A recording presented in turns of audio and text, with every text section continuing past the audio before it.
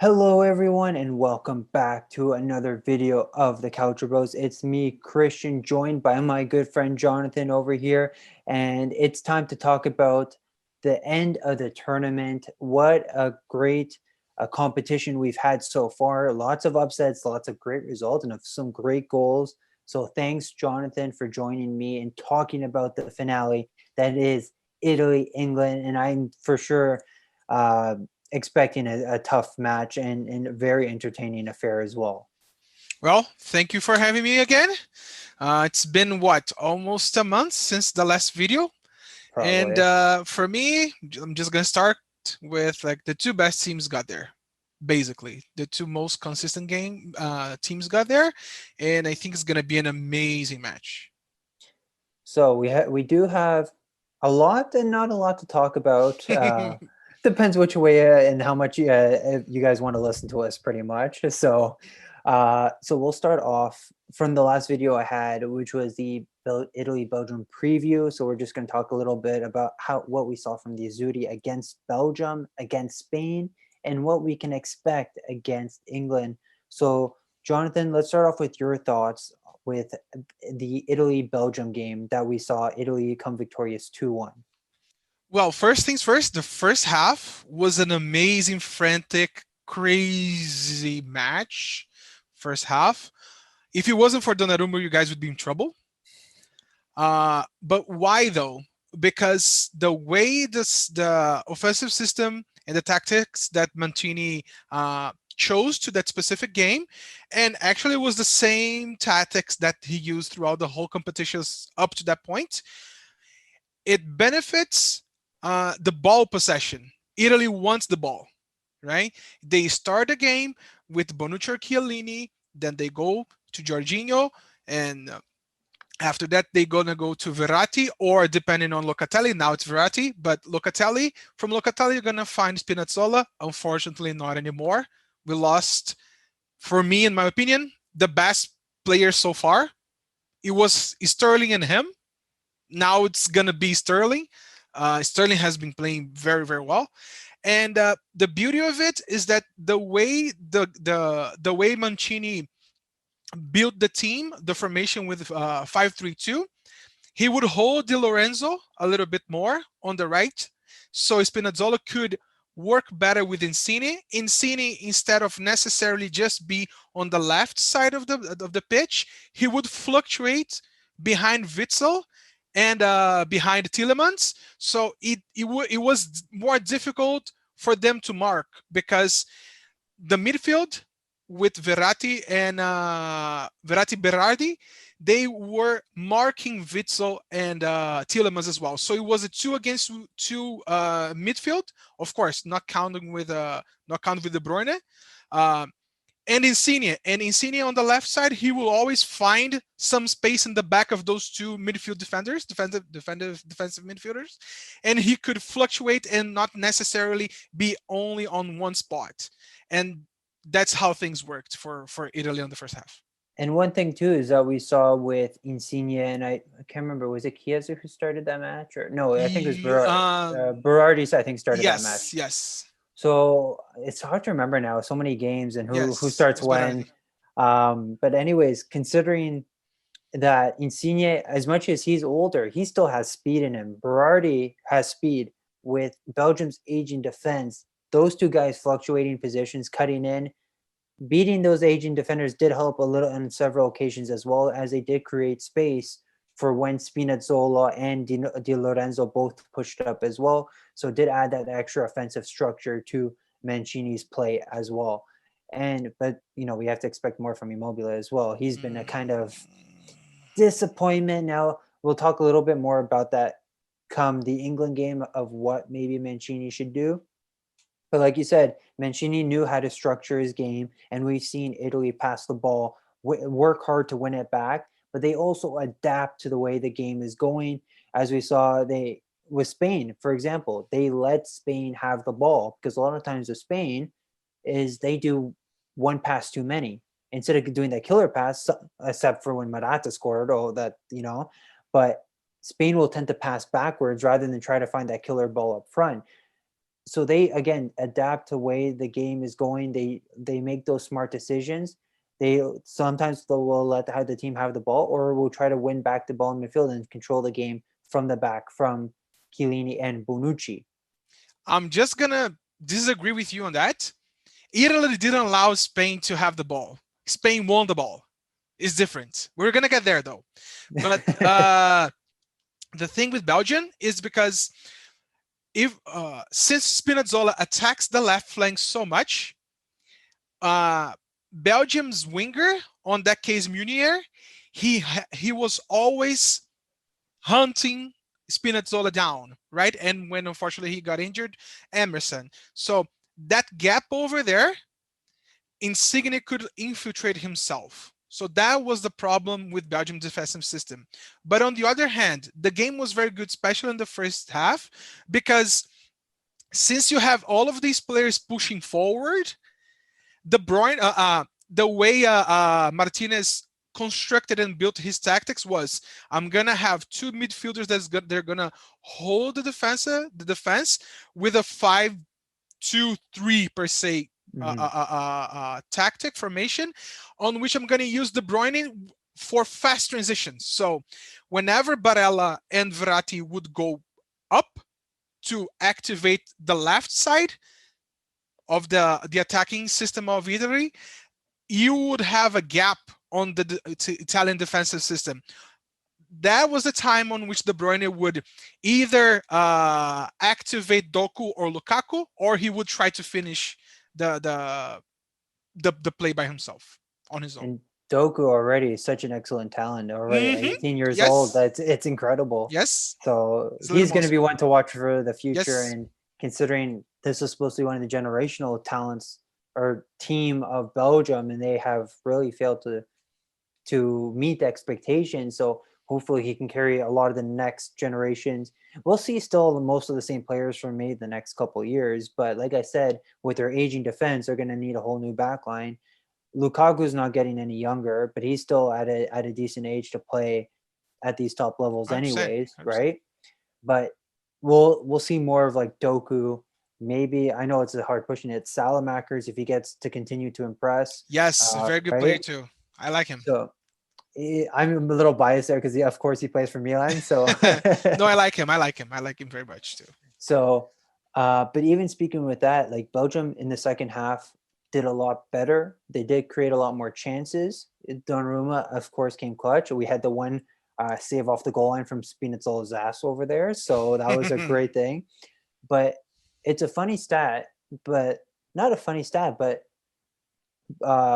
when Bonucci and Chiellini have been paired together, like Lukaku have never been able to score on the both of them. But then, of course, they made even a joke saying the only way he was able to score against us was from a spot kick. So, which again was, I want to say it's contact, but it wasn't for me. I guess we're all biased. We'll probably be biased in this sense, but maybe from a neutral perspective, was Belgium's penalty a penalty? Because to me, I feel yes, there was contact, but it wasn't like he kind of hit his own foot as he's going down to the ground.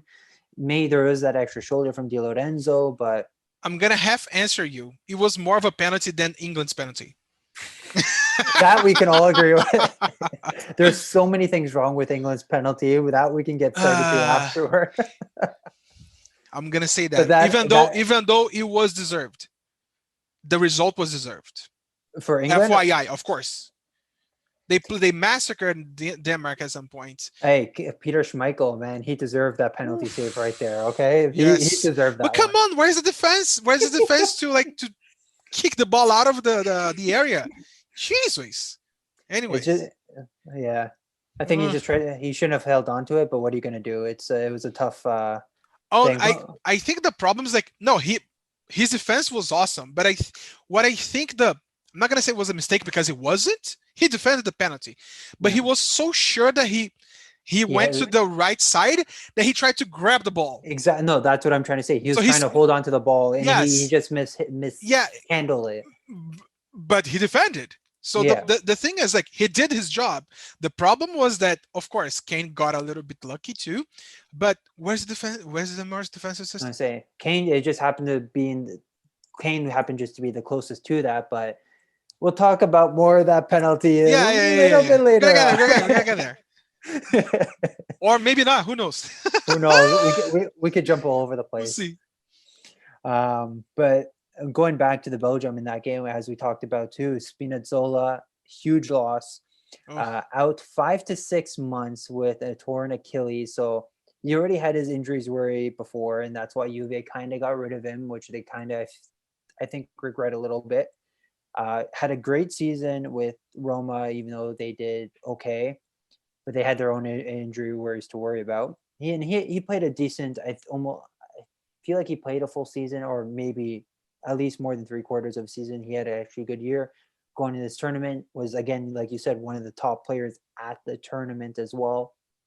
And it's definitely, and it's not like Emerson's a terrible fullback either, but they don't provide the same Oh no. attacking instincts, defending instincts, like those different qualities. It's Spinazzola, it's a 9, like an overall, let's say, like 9 out of 10.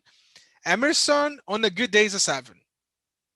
Speaking as a Brazilian, from another Brazilian person, even though he has a Italian passport, right, citizenship. So he's good, but Spinazzola is one of the best on his position in the world. And period. this is, and it's like, okay, for those of us who watch Serie A, we've known his talent since his Atalanta days before he went to Juventus. But now it's like everyone's getting to know who he is. So this is kind of, and he's 27. He's much older than most, like, not that most of these players, but he's much older than when someone would kind of have some kind of these like breakout tournaments. Yes, yes. Right? You would be waiting for him to be, oh my gosh, this guy's 22, 23. Okay, no. He's 27, yes. It's like Locatelli. Everyone supposedly knew it now. All of a sudden, knew his name from when he scored 2 goals against Switzerland, right? So now everyone, like, he was already on a wish list for many people. But it's the people who don't watch the specific leagues, or not enough of these leagues, to kind of know how great some of these players are, and then all of a sudden kind of get over it, But this is changing. This is changing because now Italy, the culture is getting way better. Over the last 2-3 seasons, things are looking way better now. We finally had a new champion, and then things are looking much more competitive as well. So Milan's back in Champions League. So. Yes, since the 1990s, finally. But yeah, so we'll see how Emerson does. I know Di Lorenzo could also play on the left, but with Florenzi out, that means Toloi would play right back, and I'm really not. No need for that. I think it's just too big of a push. And he, like Mancini did do that against Spain late on in the game. And okay, I can understand Toloi because he's the only one out of the bunch that can play right back because Florenzi's injured, but it's like, why Toloi? It's not like, I'm not saying he's a terrible defender, but he's not that high caliber that you kind of want to be playing in. No, he's gonna be the backup of the backup as a right defender.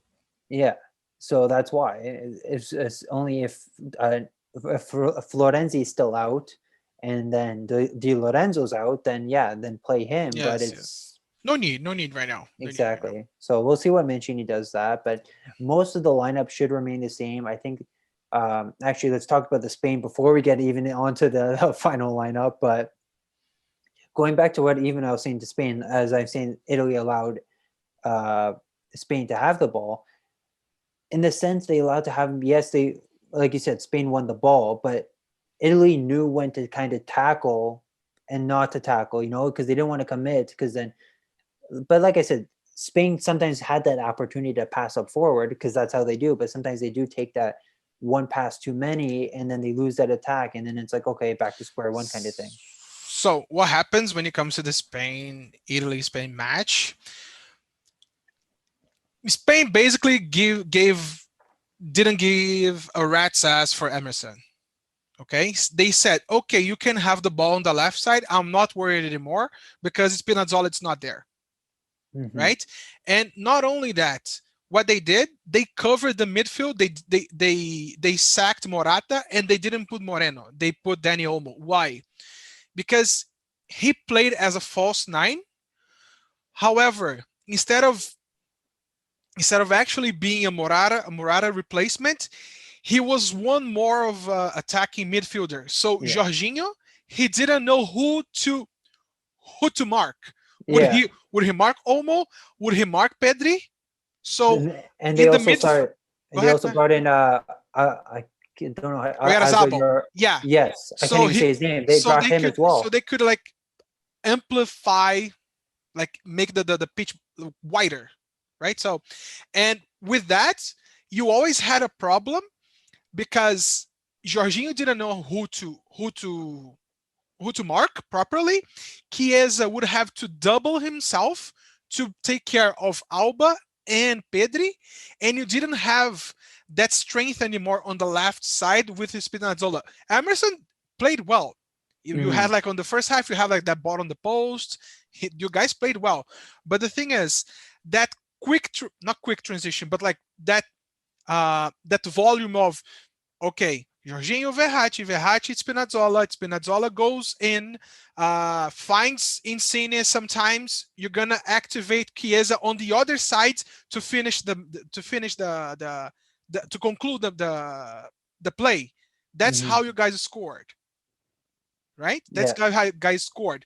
But the thing is, you guys were vulnerable when it comes to the ball possession. So what Mancini did, especially on the second half, he sacked Immobile. I told you this on the first video that he could do that. He would sack Immobile. He would put And see. Insigne in the front, and he would play as a 4-1-4-1 with the whole defense system on a lower level.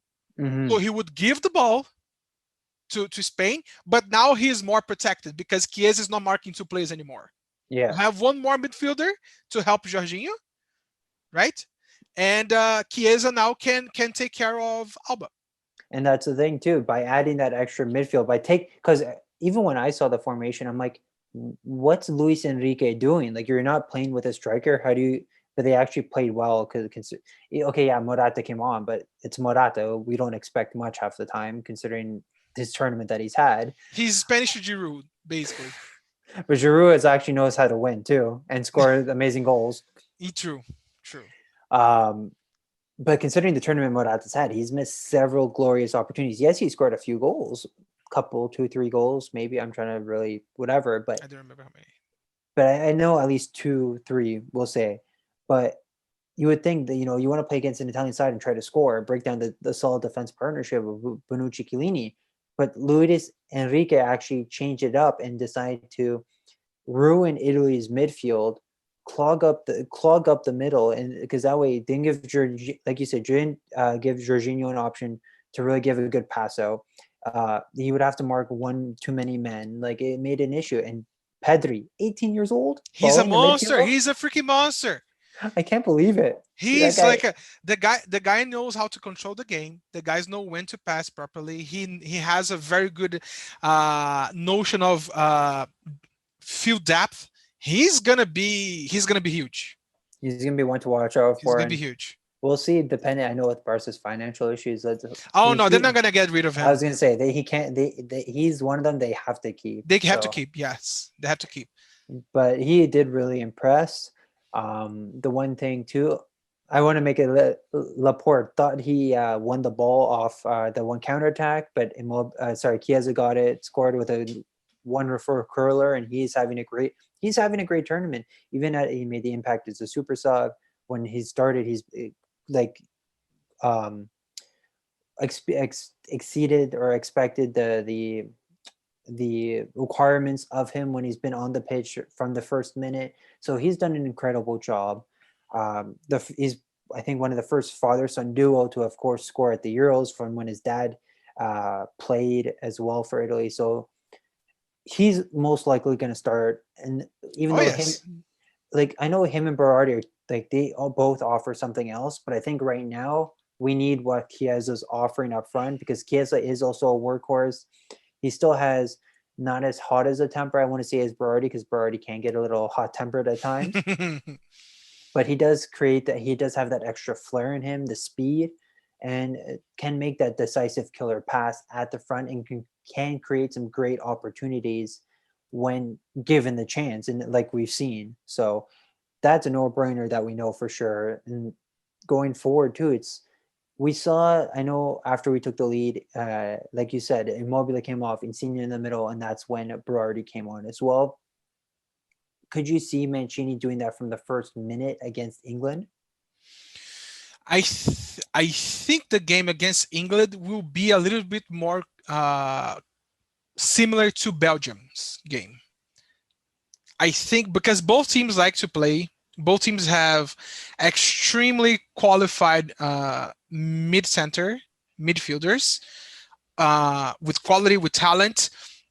Maybe because of Mason Mount and Sterling, England has we like more of dribbling guys per se, because they can, like, against 1-to-1, they're gonna leave people behind.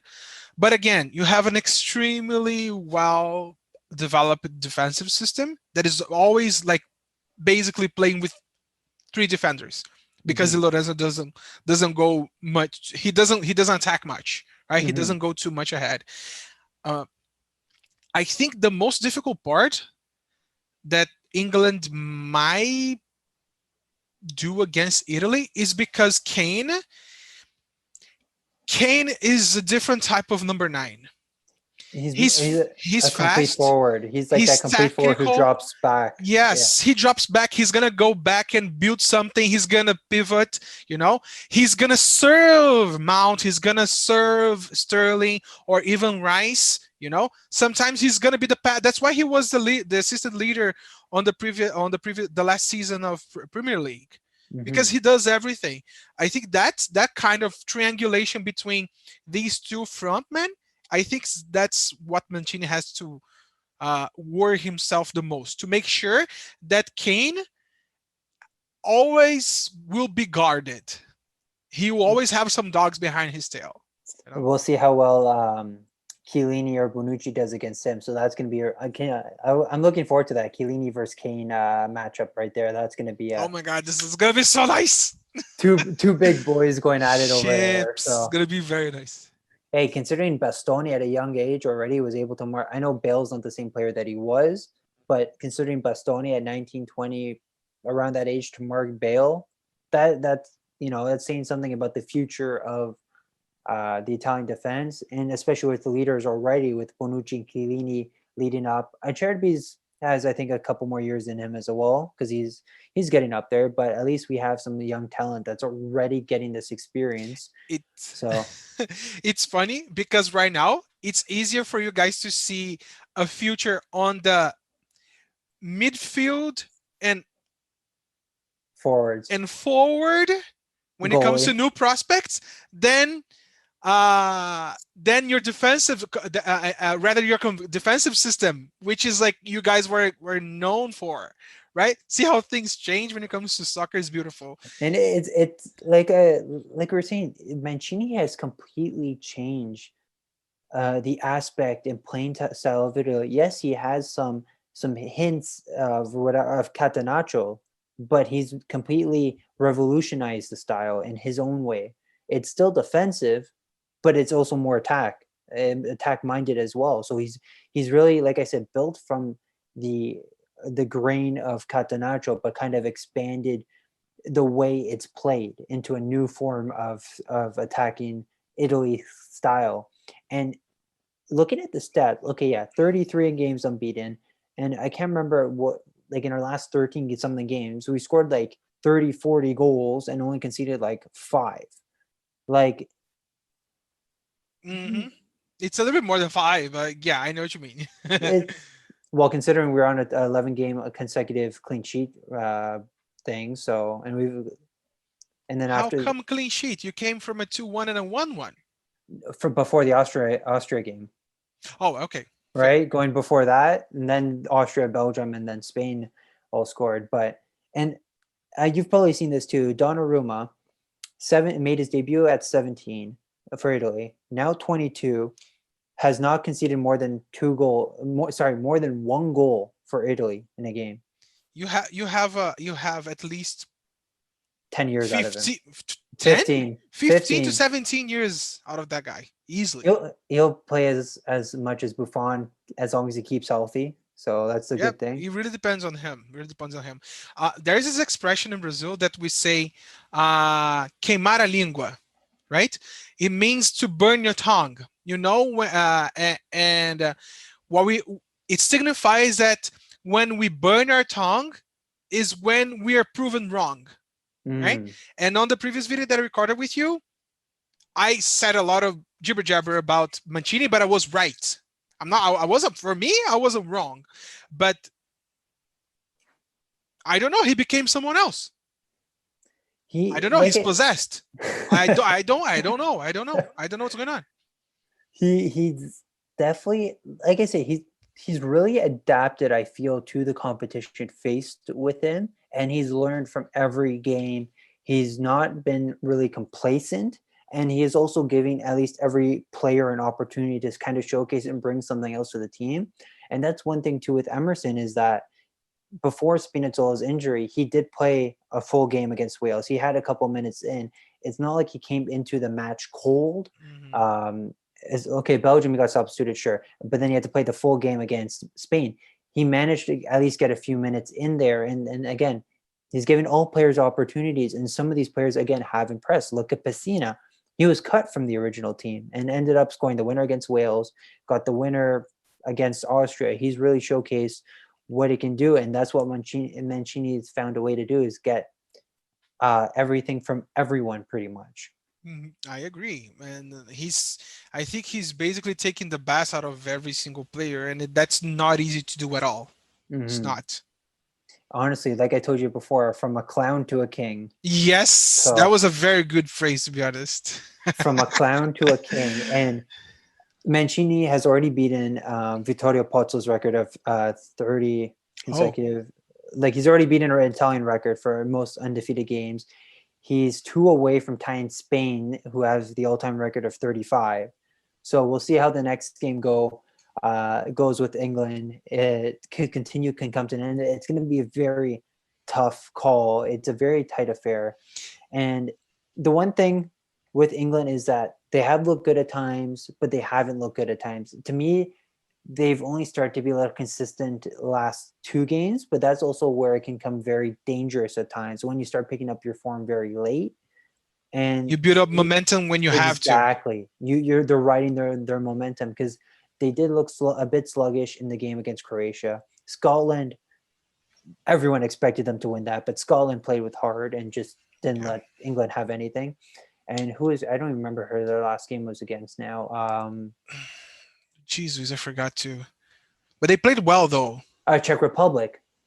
That's it. It was No, Czech Republic was the round 16, if No. I'm not mistaken. Oh my God. Well, No, let's no, let's because let's leave it be, because otherwise the viewer is gonna give us some hard time. yeah.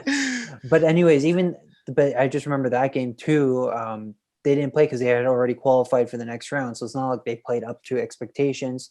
I know in my last video I said Pickford got lucky, but okay, I'll retract that a bit, saying he did make some nice saves, and we were all expecting a Pickford kind of moment to happen in the Euros, because we all know how sometimes he can be with Everton.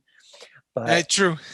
so, and credit to True. them, only allowing 1 goal, and the only goal to come from a set piece against Denmark, which is a wonderful set piece taken by Damsgaard, Sampdoria talent, if anyone doesn't know that. And I wonder, and Ferrero's definitely going to be wanting more than 50 million, knowing him too.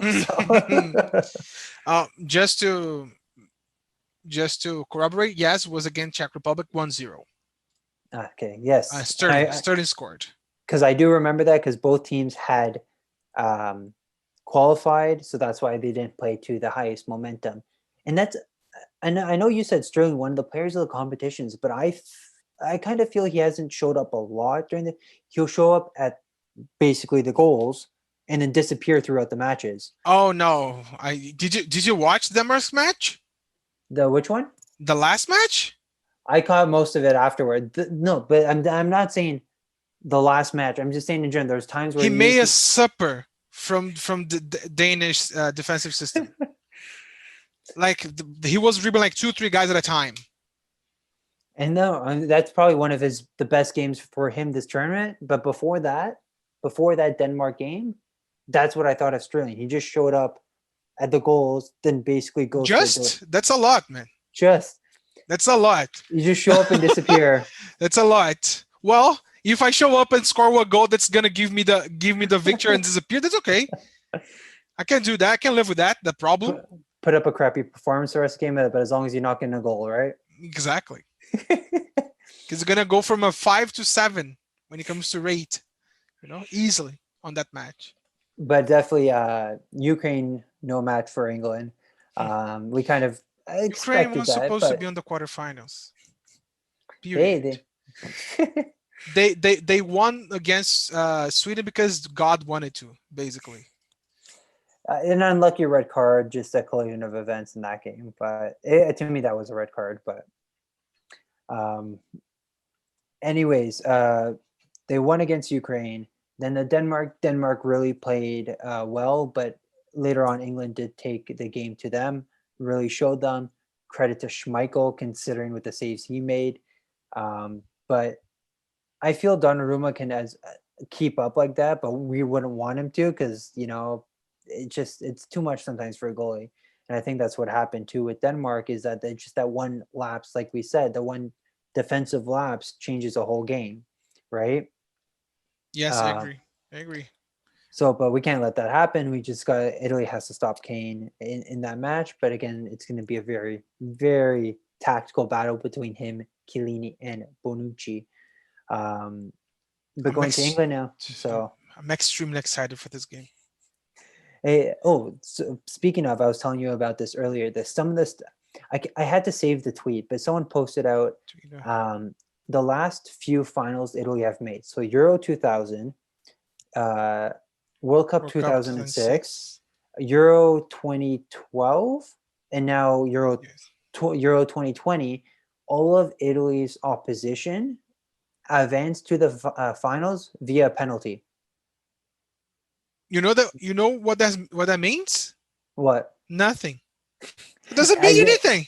It's just an interesting stat. It doesn't change anything. That doesn't change anything. I just found it as an interesting stat that I see. That all their oppositions in those finals advanced to the finals. I made you the favor of making it like completely useless. That's awesome. Make yourself feel proud. Exactly. You got the idea. But it's just something funny I found. But anyways, I'm like, wow. And we won what? One of those out of the three that we've been in. We'll see how Sunday go. But it's funny. We won the 06 through penalties as well. And actually, like in 1.5 years, we have World Cup. Shall we go to Qatar? Oh, yeah. If you want to pay for my ticket. Depending on. Let's see what the future holds.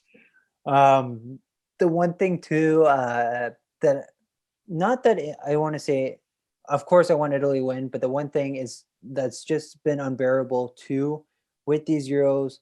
I want to say England have a great squad. They have a lot of depth, a lot of great players.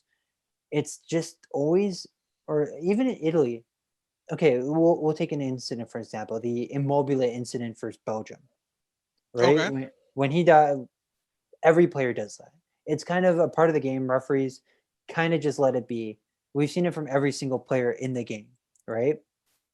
But recently, when Sterling went down, they're like, "Oh, credit to Sterling," whatever.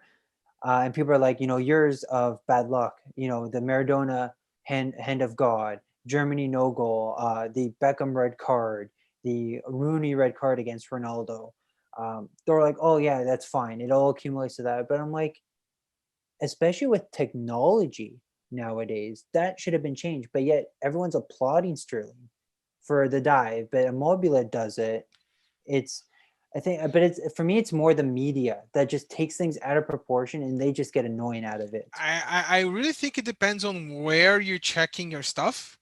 Like, for instance, if you go to Reddit or, I don't know, 9gag, the amount of memes of people like wanting to do a crusade against England, it's ridiculous. Okay, people saying like England is the villain. They're almost saying like, okay, England's it's the new a Nazi Germany now. You know, hi Hitler. They're taking things out of proportion so much. It's ridiculous. I think it's just because with a lot of social media, whether it be Instagram, because you have the feed where you can see others post, or Twitter, for example, where people like or repost or like or retweet, so you get to see a lot of what people talk about themselves, or because you can quote tweet it, you can just retweet it, so you see all these opinions. But to me, it's just the media, English media in general. It's is ah, Oh, but we can talk about every single media like that. So I know. you can talk crap about English media, about French media, about e- Spanish media, every about media. Argentinian media. They're all assholes. Oh, for sure. You know what I mean? So they will always be a little bit more biased. To be honest, for me, the three most unbiased medias in the world when it comes to the big national teams are Italy, Brazil, and Germany. Basically, that's it. The rest, I'm gonna take their opinions with like 2 kilos of salt. And You it's know? funny. I don't know if you heard the interview before the Denmark England game, of what the reporters asked Schmeichel. I don't No. know if Oh yes, I saw that. yes, Yes, I yes, saw that. That was nice. He did. He was right. Like everything that he said, I think it's proper. You know. he chose violence. No, but it's okay. That's not a problem. It's, Uh, but he's got a point. It's like, has it ever come home? And that's just, I think, the one thing we've when it seen. comes to Yes, Euros, yes. I'm saying they're always. I guess that's the one thing. They're always overhyped, but yet with Italy going into the tournament, they weren't even seen. Most people didn't even see them as you get the odd few realistic people who like Italy's a team to watch out for, but a lot of people, a lot of the big people, and I've even said this before. You had, for example, Patrick Vieira. It's like, let's see how Italy only beat Turkey and Switzerland. Let's see how they do it against big opposition. But yet his France got eliminated by Switzerland. You had Scotland, who were ranked lower than Turkey and Switzerland, and they tied England. So, and Italy had the best form going into the tournament. And I know I say this in every video, but it's just to get it out and to say it. Italy should be taken seriously when it comes to it. Oh, 100%. I told you this on the last video that we recorded. I told you that for me was one of the favorites. I Mm-hmm. told you the favorites were England, France, Italy, and I think yeah, if I don't remember 100%, but these three I told you, and maybe Belgium, because of all the injuries and all of that. And here we go, England and Italy in the end. And just like a, I don't know, maybe like a conclusion peace of mind per se. It's not because people are saying stuff and sharing their opinions online that I have to give a damn about it. Mm-hmm. You know, it's not just because you can say something that I have to uh, Agree pay with it. attention Disagree. to what you're Yeah. saying or even give any kind of relevance to it. You know, that's not just because you have a voice that your voice, you can say whatever you want to say, but that doesn't mean I'm going to give a damn about what you're saying. Doesn't mean that's relevant. You know? I like the way you're thinking. But it's just, yeah, it's just, I guess it's just the I don't know. I'm forgetting the word now, anyways, but it's just one of those where it's just like, come on, like really? Like it just, I guess it's one of those things that kind of get blown out of proportion that it doesn't need to be. And it goes from As there, always nowadays, pretty as much. everything, you know. So let's enjoy the match. I think, to be honest, what I am hoping for is a 2-2 and penalty shootout. That's what I want. We'll see what happens too. Before also want to before this game happens as well, there was released all the goals from the top 5 leagues. Want to guess who has the most goals in the tournament from their players? Mm, guess who? Serie A with 36 goals. Out of how many? Do you know how many total? I don't know how many goals total, but 36 Serie A players have scored in the tournament. Second is the Premier League at 29. And then the lowest from the top 5 leagues, so it would be England, France. Spain, France, Ligue 1 had 7 goals scored by them. Yeah. So, Because the but at least, main French players don't play in France. So no. But at least you can see that Italy has talent that's producing. And then, like I said it before, it's good to see Italy's able to attract these few great stars now or potential breakout stars, Yes. and it's good to see that it's been a league that's being competitive again. And I still have hopes for Tonali. Let's Hey, see. Milan just signed him permanently, give him some more playing time, but it's hard to break through with a Kessie Benacer partnership. Okay, Hmm. so Yeah, true. but give him some time. He's gonna work his way in there. So all right, so that's a lot of our ranting and mumbling jumbo, whatever you want to call it over there. Pseudo opinions. So if you agree with us or disagree with us, be sure to let us know down in the comment section below. Let us know what you guys think is going to happen in the match. It's definitely, like I said, going to be a very tight affair. Anything can happen. Both teams playing with confidence and in form as well. As we know, actually, both teams are also undefeated throughout the tournament. They could have lost in the group stage, but they just are undefeated. Don't forget to follow us on Twitter, Calcio_Bros, for match day updates, transfer news, and any stories regarding the Azzurri. And don't forget to subscribe to our channel down below. And we'll hope to hear from you guys soon. Ciao. Ciao.